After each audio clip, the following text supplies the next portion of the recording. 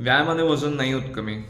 मला हे कळायला 3 वर्ष लागली. जेव्हा तुम्ही चालत असतात, बसले असतात, खात असतात, पीत असतात, हाकत असतात किंवा नुसते बसले जरी असतात, तेव्हाही तुमच्या कॅलरीज बर्न होत असतात आणि जास्त करून तुमच्या कॅलरीज तेव्हाच बर्न होतात. व्यायामामध्ये 10% फक्त. मग मी काहीच खाऊ नको का?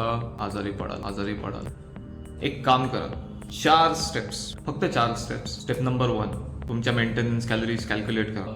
मेंटेनन्स कॅलरीज कॅल्क्युलेट कशा करायचं तर तुम्हाला इंटरनेटवरती कळेल, डॉक्टरांकडनं कळेल. नाही तर मग एक बॉडी कंपोजिशन स्केल घ्या.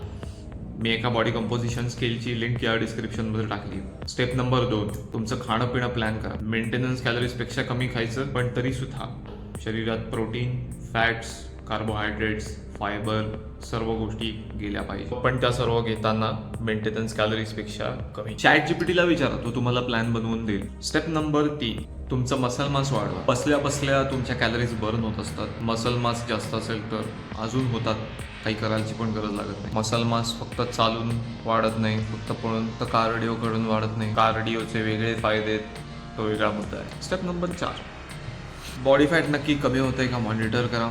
जर का तुमचं मसल मास किंवा बोन डेन्सिटी कमी होत असेल तर ते चांगलं नाही आहे. ते पण तुम्हाला पाहायचं असेल तर तुम्ही बॉडी कॅलिपर्स वापरू शकता किंवा मग तुम्ही बॉडी कंपोजिशन स्केल्स वापरू शकता. वन्स अगेन, मी बॉडी कंपोजिशन स्केल्सची लिंक माझ्या व्हिडिओच्या डिस्क्रिप्शनमध्ये टाकली. बॉडी फॅट कमी होत असेल तर ते तुम्हाला मेजर करता येईल. जसं तुमचं बॉडी फॅट कमी होत जाईल तशा तुमच्या मेंटेनन्स कॅलरीज तुम्हाला परत रिकॅल्क्युलेट करायला लागतील 3 ते 4 आठवड्यांनी. आणि तेवढंच आहे.